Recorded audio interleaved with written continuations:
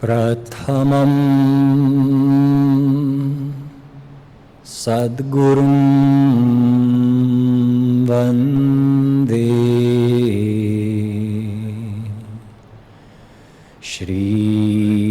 श्रीकृष्णं तदनन्तरं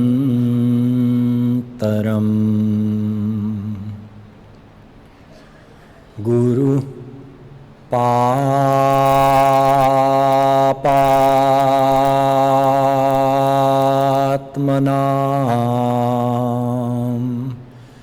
त्रातां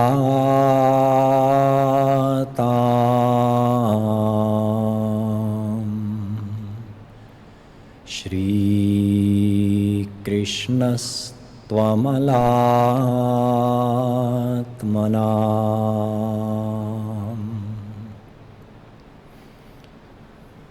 अहो चित्रमहो चित्रम् वन्दे तत्प्रेमबन्धनम्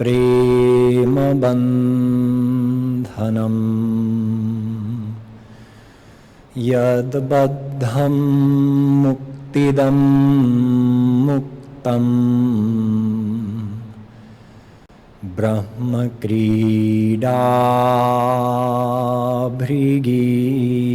ब्रह्मक्रीडाभृगीकृतम्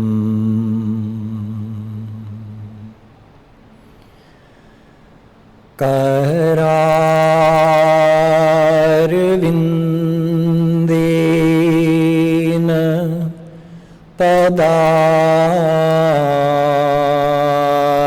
पदारविन्दम्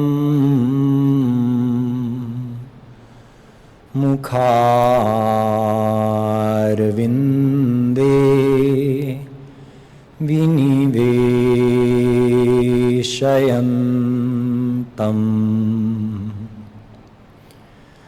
वटस्य पत्रस्य पुटेशयानम्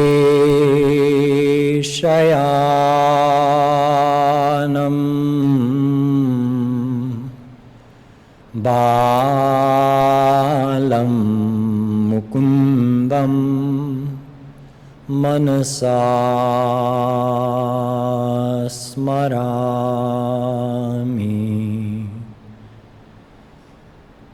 यो ब्रह्माणं विदधाति पूर्वं यो वै वेदांश्च प्रहिणोति तस्मै तग्वंह देवमात्मबुद्धिप्रकाशम् मुमुक्षुर्वै शरणमहं प्रपद्ये।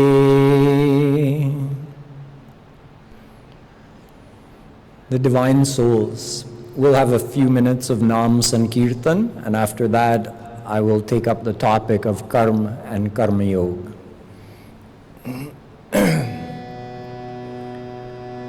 Bhajo Giridhar Govinda Gopala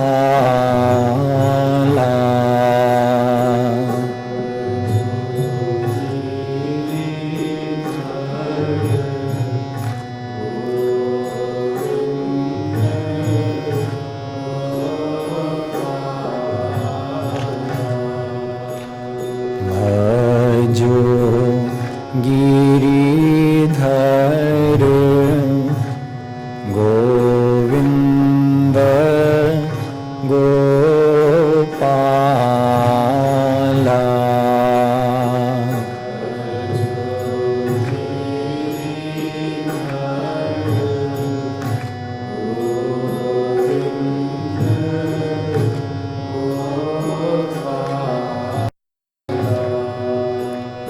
Bhajo Giridhar Govinda Gopala Bhajo Giridhar Govinda Gopala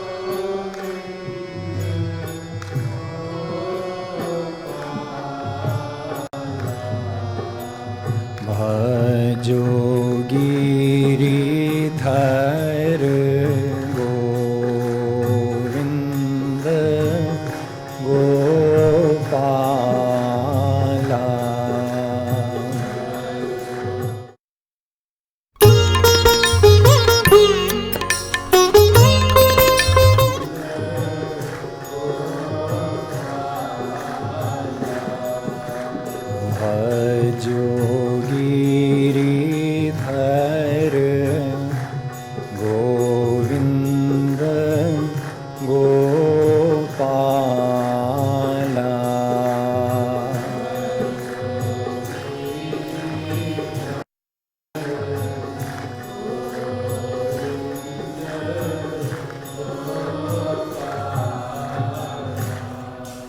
बोलो वृंदावन बिहारी लाल की।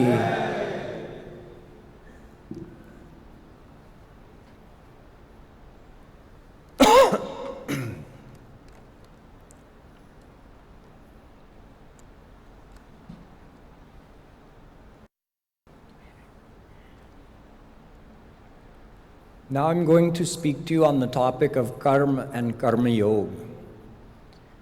Previously, in this series of English lectures, it was described to you that the human body is the rarest of all births to receive, because only in a human body do we have the opportunity to attain God. Attaining God is the aim of our life, because we all desire perfect happiness, and perfect happiness is only in God. Or, it's better to say, God Himself is perfect happiness. So only by attaining Him can we become happy forever. After that, it was described to you the means of attaining God, which is surrender.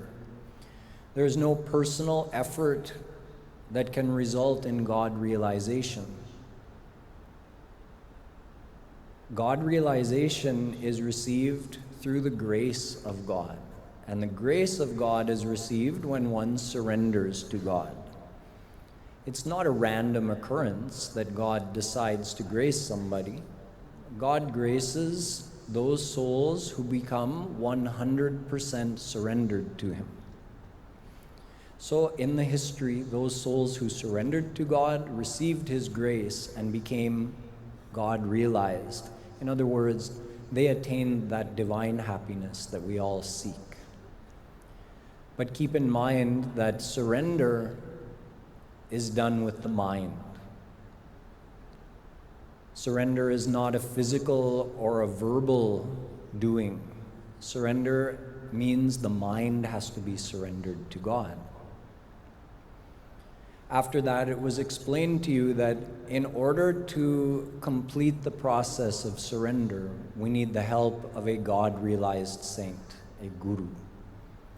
With the guidance of such a true spiritual divine saint, one can purify their mind and thus go from 1% surrender to 50% to 90% and eventually to 100% surrender.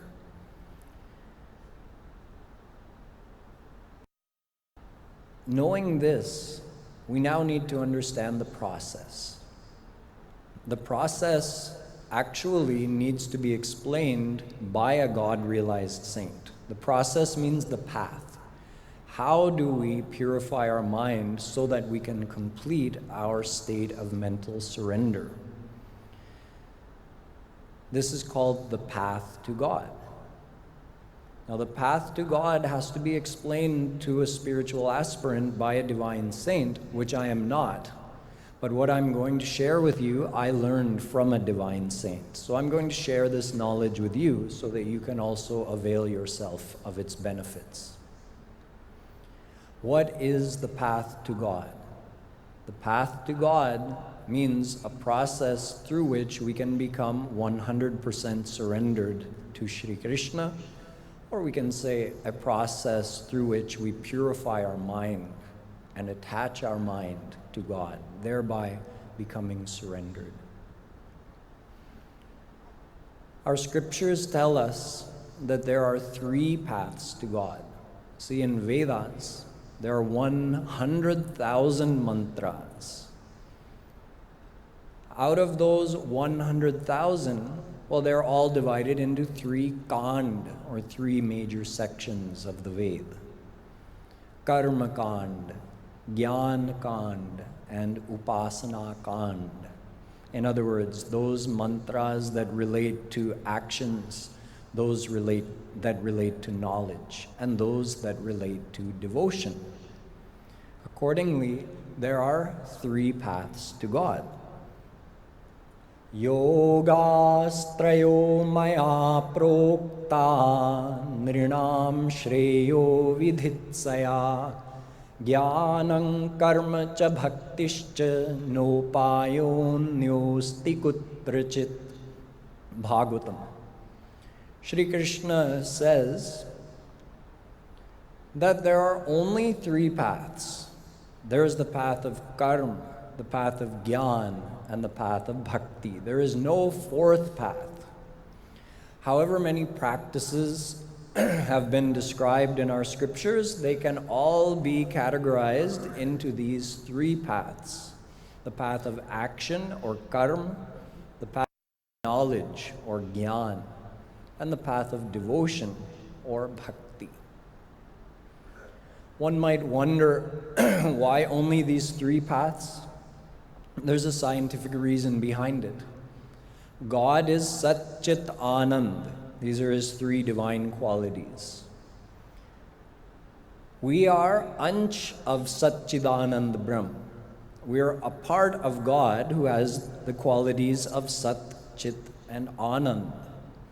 Therefore, according to that Sat quality, which relates to action, there is a path of action, karma marga. According to the Chit quality that relates to knowledge, there's a path of knowledge, jnana marga. And according to the Anand quality that relates to love, there is a path of devotion, bhakti marga. So today we'll be starting by looking at the path of karma, the path of actions, and seeing what is it, how is it followed, and what is the actual result of it. So let's start. Let us begin. This path of karma is also called karma yoga, but there's quite a bit of confusion surrounding these 2 words. People don't know what is the difference between karma and karma yoga. A lot of people think it's interchangeable. I'm doing karma or I'm doing karma yoga, it's the same thing. So there's quite a bit of confusion. What is karma? What is karma yoga? And in fact, if you look into our scriptures, you'll even find what appears to be contradictory statements about this path of actions. On one hand, Vedas say, Kurvanneveha karmani jiji vishecha tagvam samah Ishavasya Upanishad. Live for 100 years while performing all your prescribed duties as told in Vedas. Shruti smriti mamaivagye yasta ullanghya vartate badhul smriti. Bhagwan says, the do's and don'ts, the Dham, which is described in the Vedas and Smritis, that is my Agya. This is my instruction to all of the souls. And those who do not follow it, they are my enemy. Satyam vada dharmanchara Taittiriya Upanishad. Speak the truth and adhere to the teachings of Dharma. Matri Devo Bhava, Pitri Devo Bhava. Vedas tell us that it is a person's duty to honor their mother and father as God themselves. Yagya dana tapah karma natyajyam karyameva tat. Gita. Gita also says, do not abandon the Vedic actions of yajna, fire ceremony, charity, austerities, and all the daily prescribed rituals in the Vedas. Do not abandon that, because sve sve karmanya bhiratah sansiddhim labhate narah. Gita says you can attain perfection through the observance of these duties. All of these statements of our scriptures are in praise of this karma marg, the path of actions, and yet we find the very same scriptures criticizing it. Andhan tamah pravishanti ye vidyasate.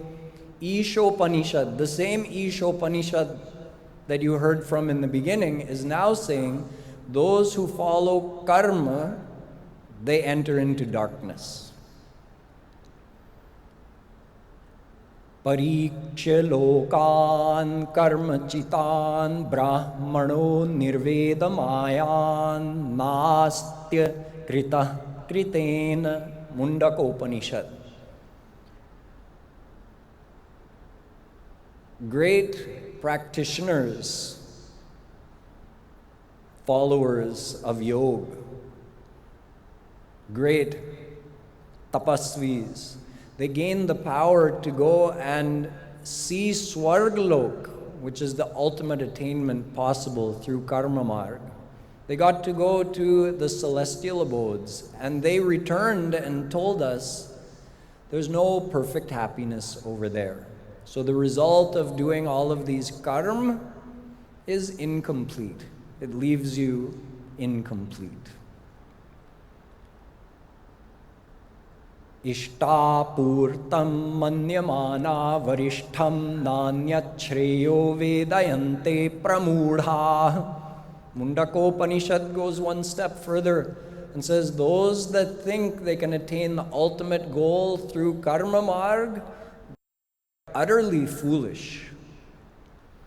Yamimam pushpitam vacham pravadantya vipaschitah vedavadarata partha nanyadastiti vadinah. Gita.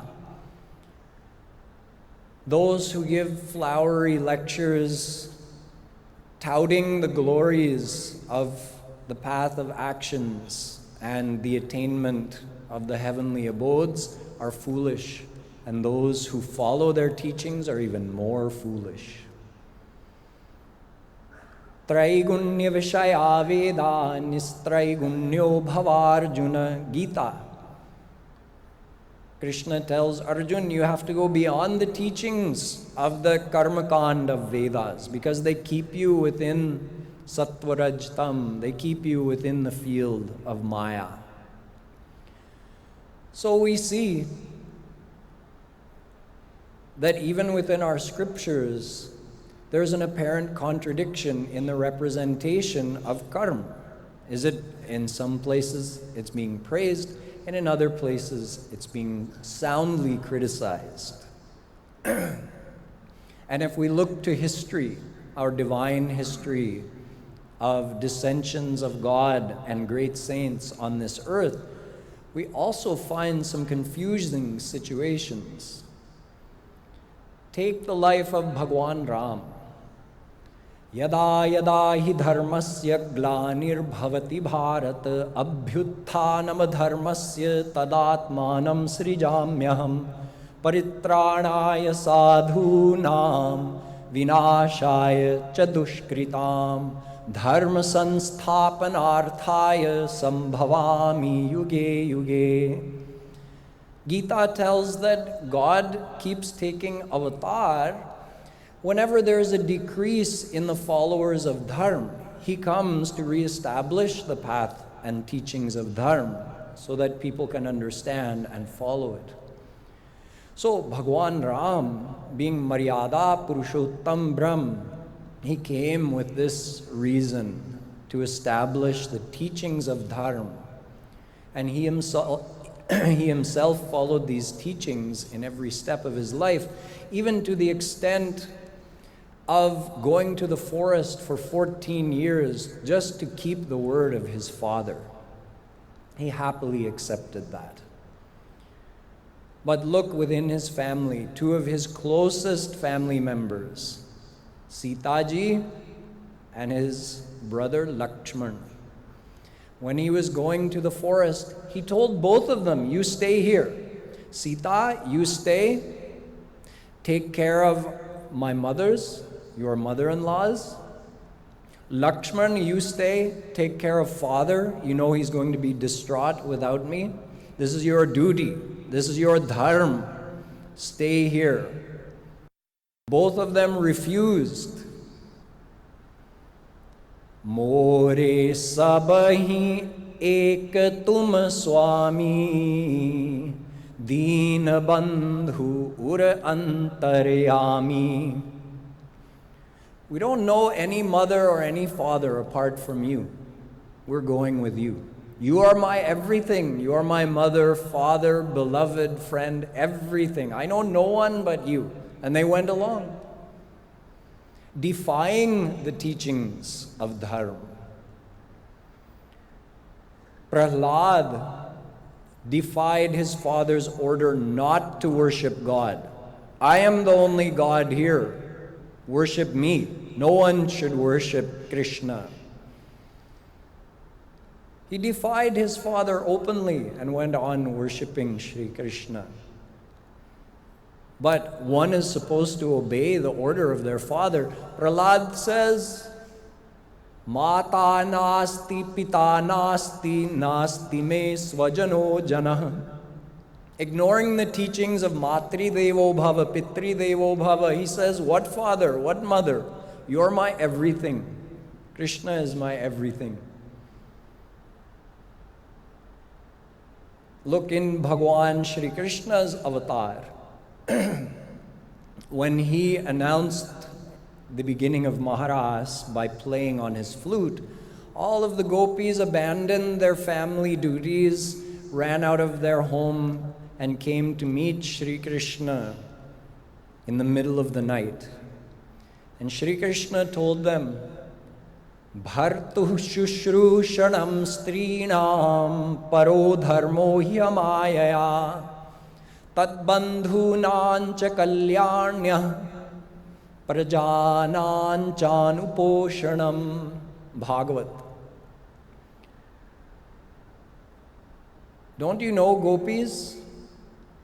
Those wives and mothers who wish to attain to a glorious status, they should never leave their husband or leave their children. You have duties waiting for you in the home.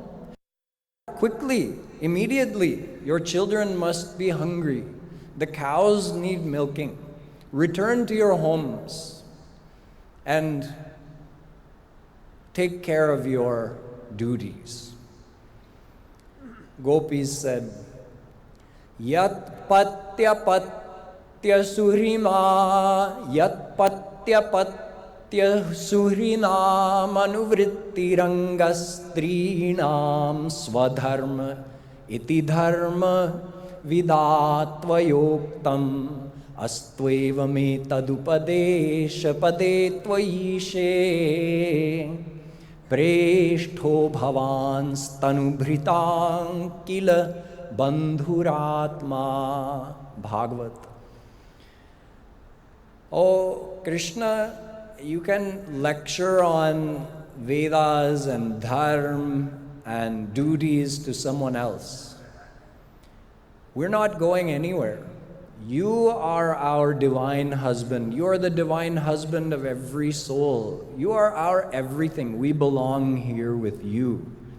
So gopis also openly defied the teachings of karma and dharma. So we have to understand these apparent contradictions in the statements of the scriptures and in the actions of great saints and dissensions of God. If there's confusion in our mind, it prevents us from making spiritual progress. Sanshayatma vinashyati. Gita says, the one who has doubts and confusions falls from the spiritual path. So let us understand the truth about karma and karma yoga. In order to understand this, we can just understand that all actions are of four types: karma, vikarma, karma yoga, karma sanyasa. Karma and vikarma, good actions and bad actions. Karma yoga and karma sannyas, these we'll get to in a minute. So four types of action. Let's start with karma and vikarma. What is karma? Karma means your duty, doing good actions. According to Vedas, there are four subcategories of karma: nitya karma, naimittik karma, kamya karma, and prayashchitta karma. Nitya karma means according to varnashram dharma, according to the do's and don'ts, the guidelines for how one should live in the society and in the family, according to whether which class one is in, meaning Brahman, Kshatriya, Vaishya, Shudra, and according to what stage of their life they are in, how old they are, Brahmacharya, Grihast, Vanaprasth, Sannyas. So according to the family that one is born into and according to one's age, one has different nitya karma. Nitya karma means Vedic rites that must be performed daily. For example, if one is a Brahman of the priestly class, it is expected that every day you must do sandhya, morning and evening. Sandhya means your prayers. There are certain prescribed prayers that you have to perform every morning and every evening. If you don't do it, it's vikarma. It's a bad action. And if you do it, well, it's like following the speed limit. You're not rewarded for following the speed limit, but good, you've escaped the punishment of violating that law. So you must do your nitya karma. I just gave you one example. There are many different types of nitya karma that must be followed according to one's family situation and age.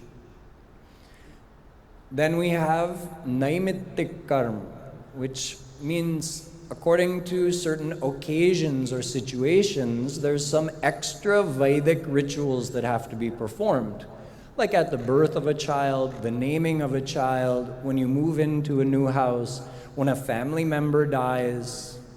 There are specific prescribed Vedic rituals for all of these occasions and situations. These also have to be followed. It's the rule of Dham. Then there's kamya karma. If someone has a specific desire that they want to get fulfilled, they can try to perform according to the prescription, the exact kamya karma to fulfill that worldly desire. One example was when Dashrath ji performed Putreshti Yagya in order to have a son born to him. The fourth subcategory of karma is prayashchitta karma. It means repenting for past bad actions. If you did something that violated the teachings of Vedas, you didn't follow the guidelines of Varnashram Dharma, then you can do some penance. Again, it's prescribed in Ved for what sin you have done, exactly what actions you have to do in order to wipe out the effect of that. If you don't do the prayashchit, then you get a bigger punishment in your next life. So it's like pleading guilty for a lesser punishment. You plead guilty in this life. You admit you did something wrong and do the prayashchit, and then you're free from the punishment of that karma. So these are the four subcategories of karma. Doing it is called karma, good action. Not doing it is called vikarma.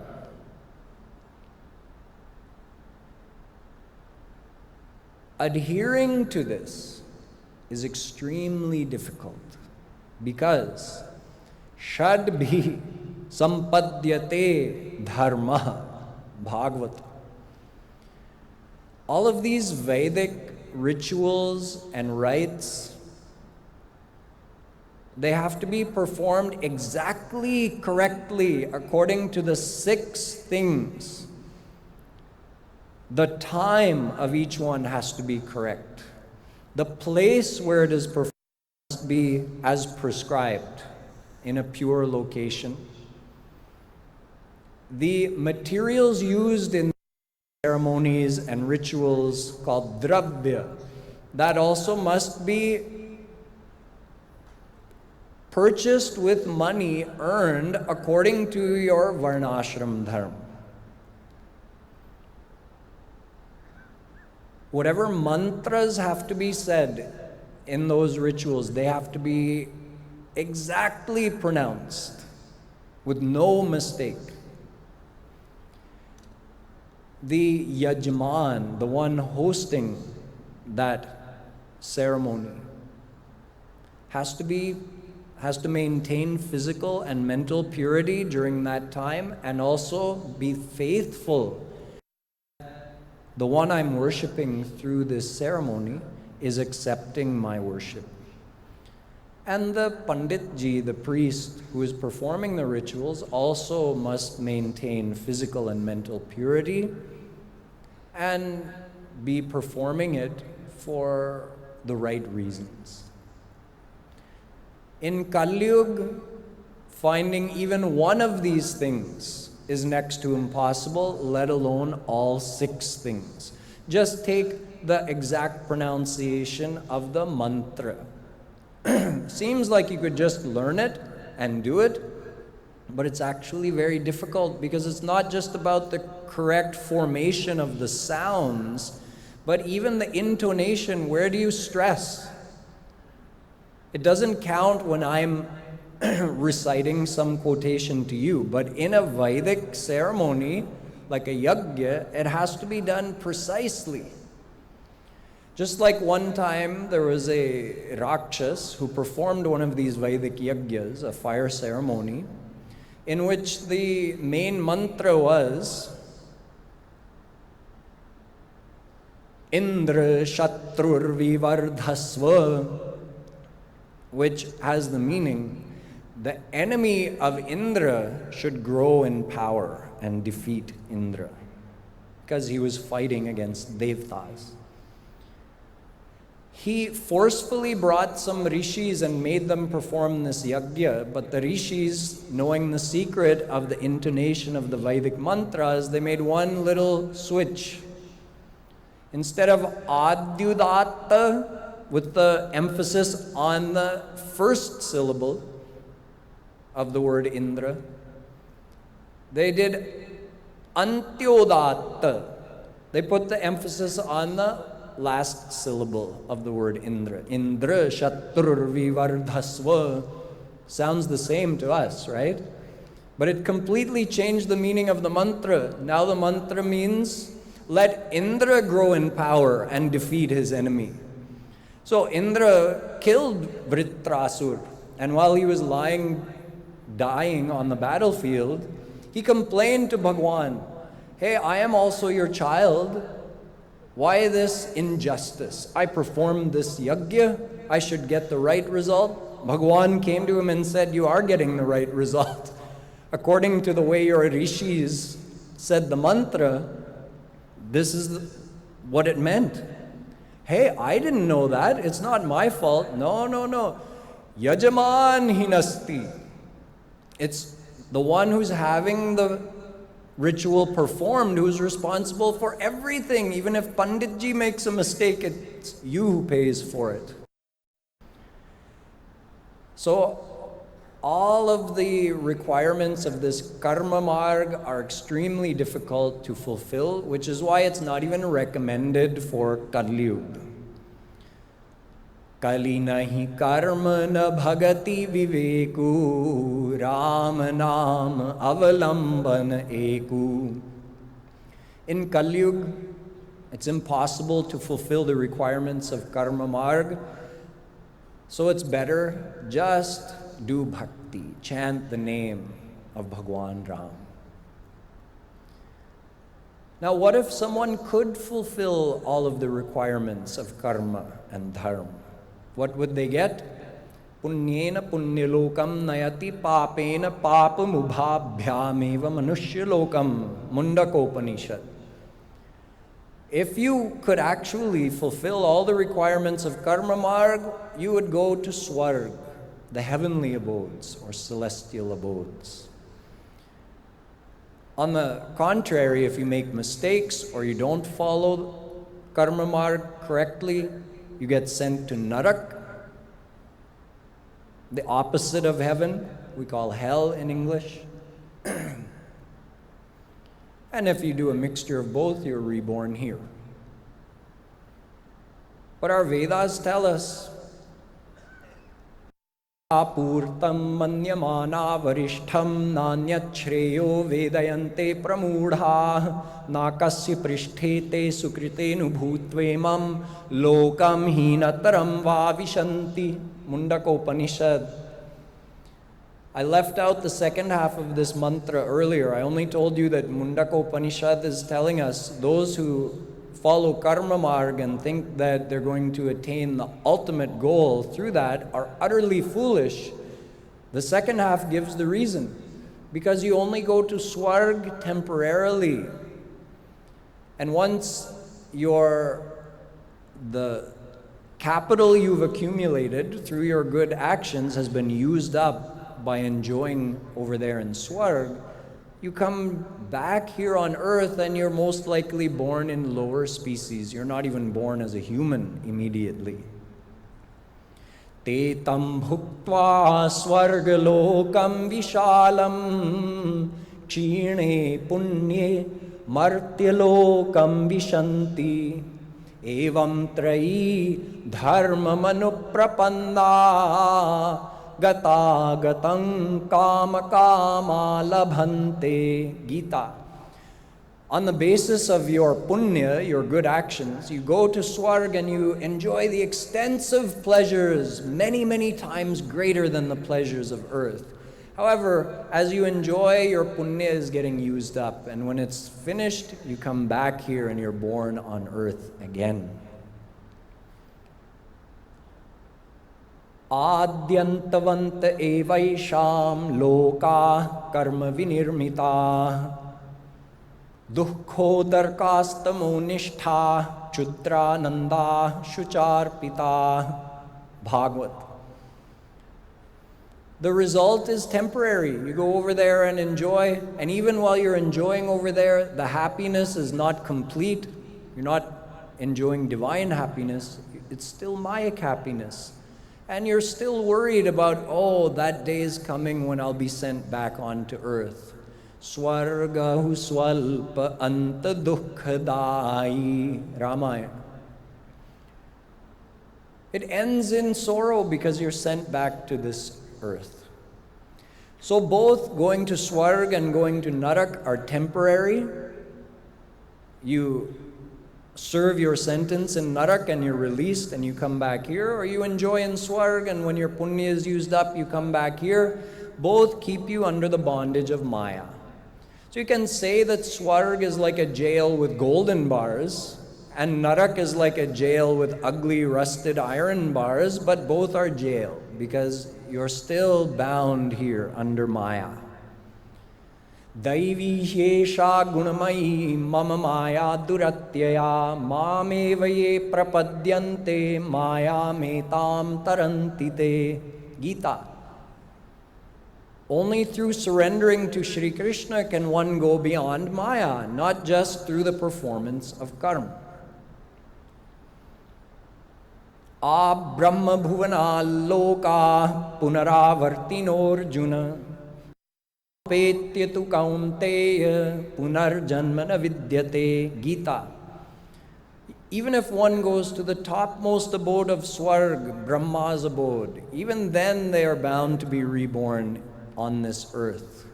Only those who surrender to Shri Krishna with His grace are transported beyond the realm of Maya and never have to be born in this world again. So you see, karma and vikarma, they both keep you under Maya. Karma marg doesn't take you to your ultimate goal of God realization. So let's look at the next two categories of karma. The first two, karma and vikarma, they're performed with the belief that happiness is in this world. So we do karma and vikarma with our mind attached in the world. Now, karma yoga and karma sannyas are different because they are done with the belief that happiness is in God. So both karma yoga and karma sannyas are done with the mind attached to God.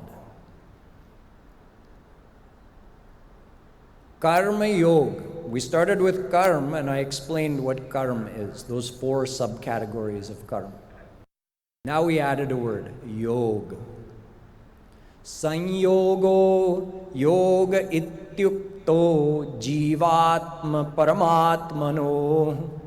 Yagyavalkya says the definition of yoga is the soul being joined with God.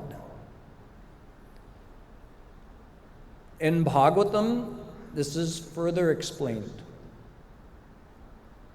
Etavan yoga adishta machishyai sanakadibhi sarvato man akrishya mayyadha veshyate yatha.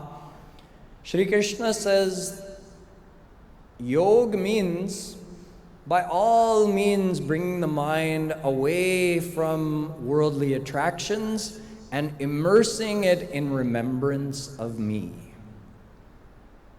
So karma yoga, karma, you're physically doing your duties. You're physically doing everything I described in karma, but instead of having the mind attached in the world, your mind is attached in God. Then it becomes karma yoga.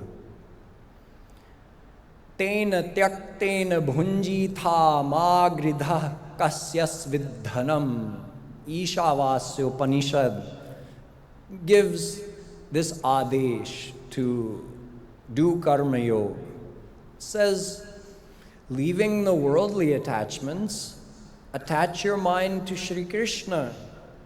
Know that nothing in this world can be yours forever. So why to accumulate more and more? Perform your duties with your mind attached to God. Tasmat sarveshu kaleshu mamanusmara yudhyacha. Gita. Shri Krishna tells Arjuna, keep your mind attached to me every second and go ahead and fight the war. In other words, physically do your duty of fighting the war, but mentally attach your mind to me.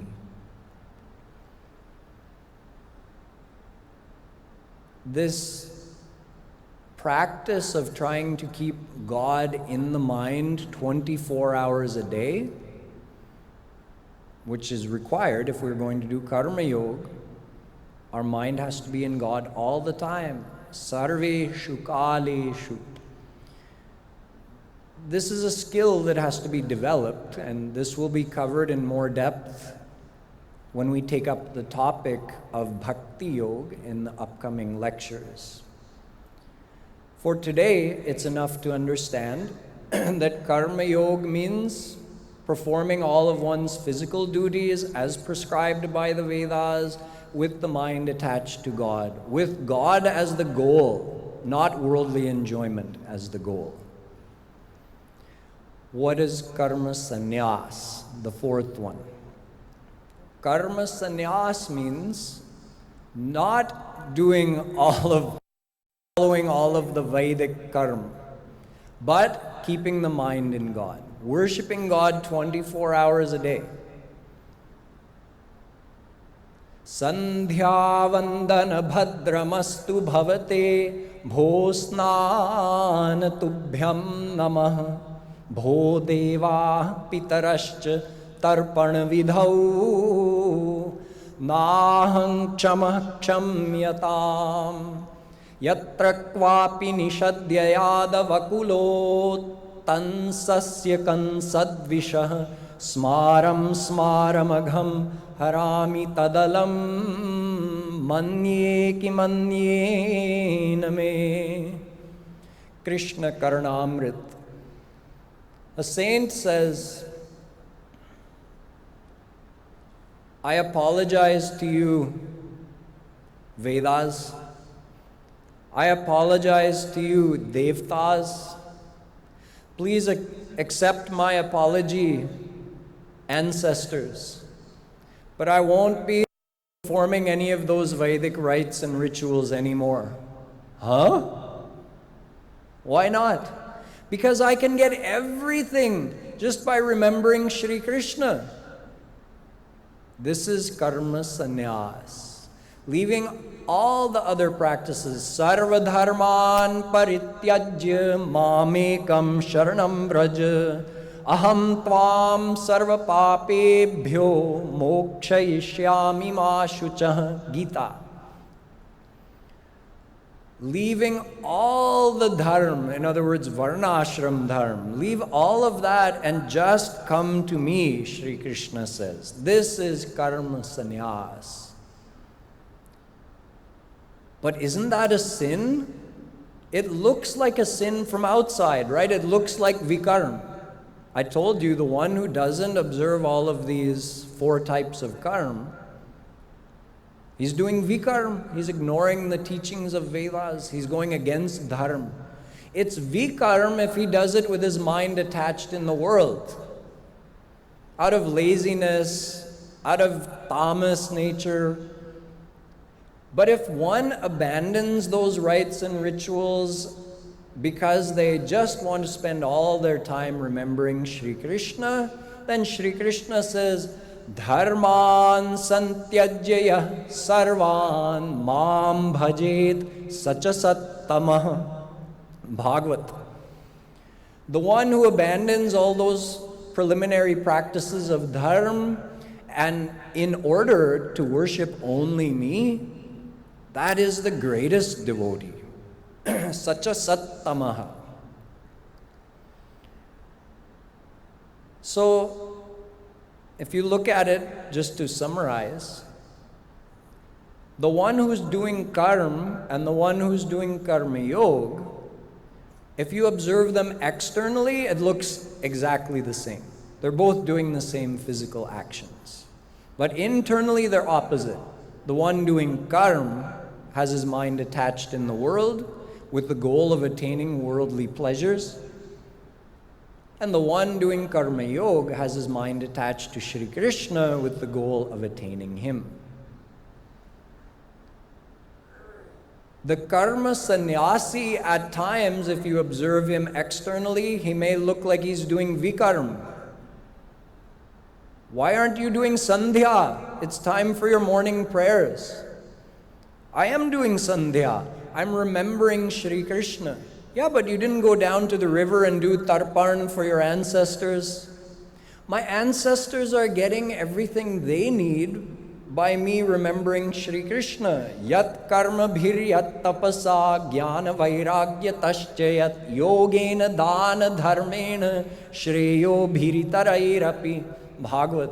Shri Krishna says you get everything, whatever results and benefits you would get by following any other path.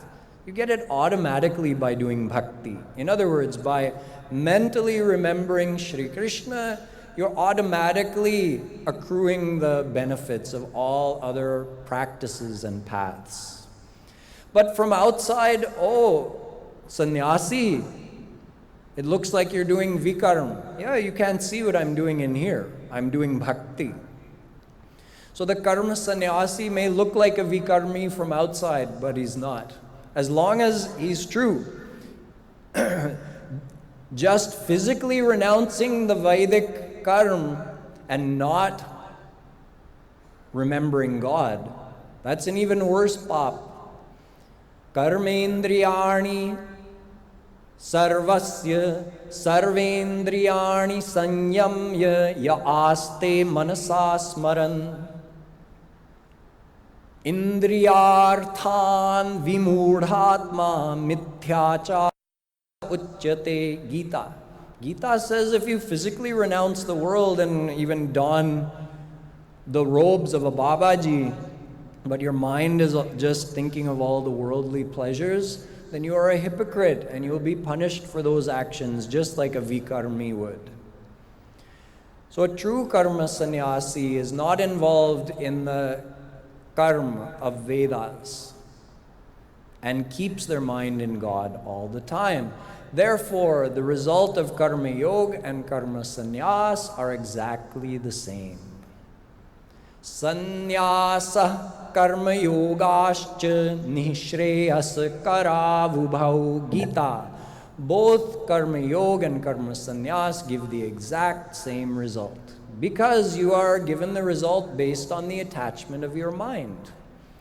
The karma yogi and karma sannyasi's minds are both attached to Bhagwan, so they will attain Bhagwan. And the karmi and vikarmi's mind is attached in the world, so they will both be reborn in the world.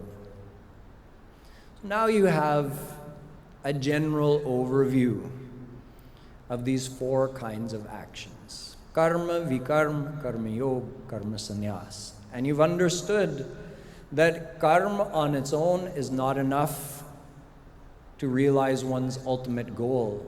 But if you add bhakti, you add devotion to God to the karma, then it becomes karma yoga, and that can take you to God. Now we can also understand the seemingly contradictory statements of the scriptures that I began this lecture with. Wherever the scriptures are criticizing the path of actions, it is for those actions that are done without attachment to God. And where the scriptures are praising the karma, it is for that karma which is done with the mind attached to God.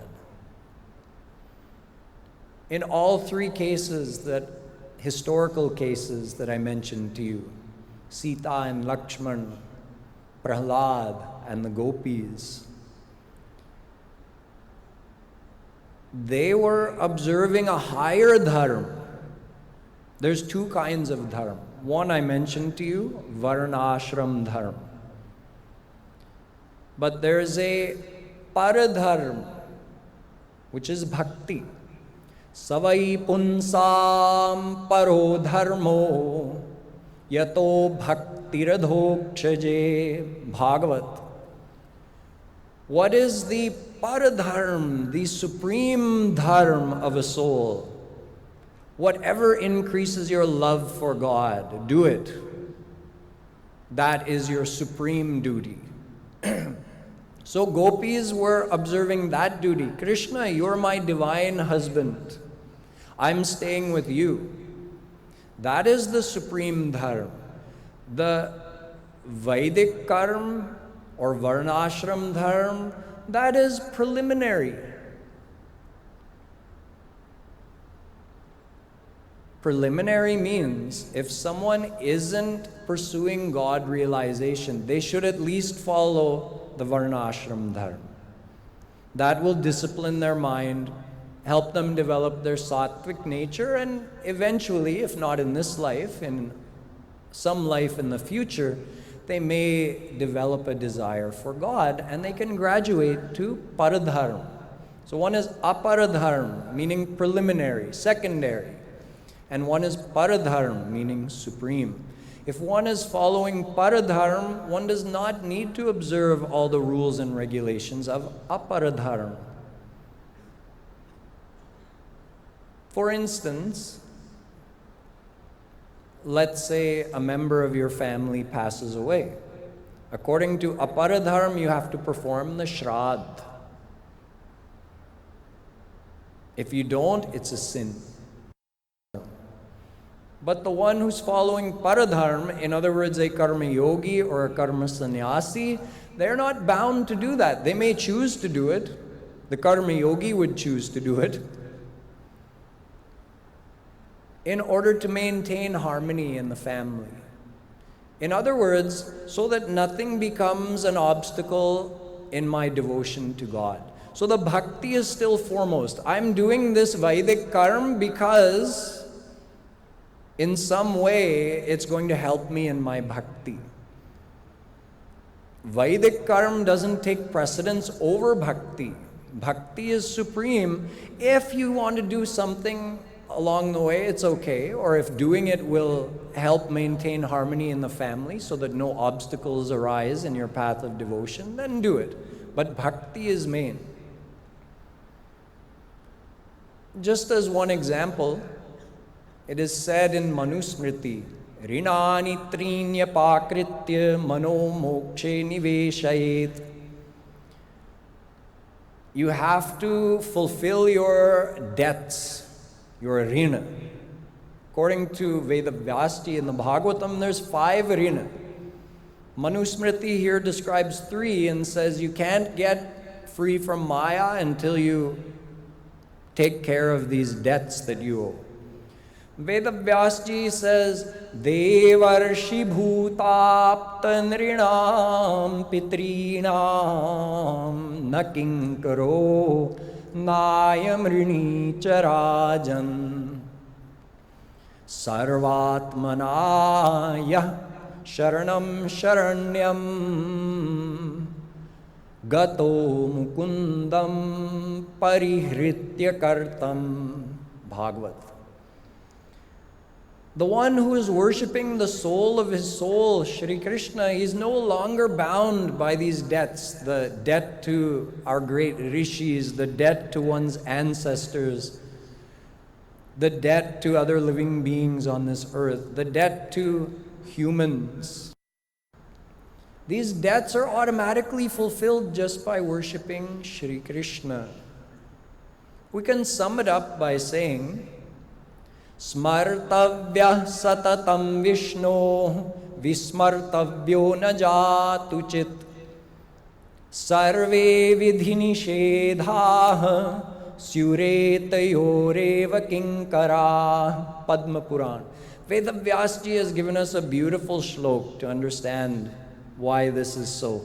He says, there are thousands and thousands of vidhi nishedh, do's and don'ts in the Vedas.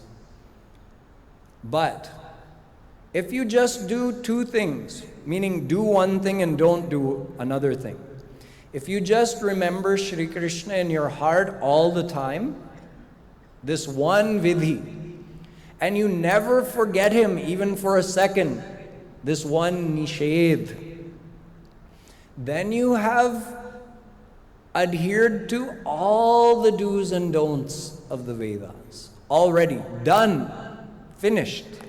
Just follow this one vidhi, this one nishedh. So this is paradharma. The one who's following paradharma isn't bound to the same rules of aparadharma. This is why Ramayana says, Jap tap niyam yog nij dharma shruti sambhav nana shubh karma Gyan dayadam tirath majjan jahan lagi dharma kahe shruti sajjan Agam nigam पुराण अनेका पढ़े सुने कर फल प्रभु एका तव पद पंकज प्रीति निरंतर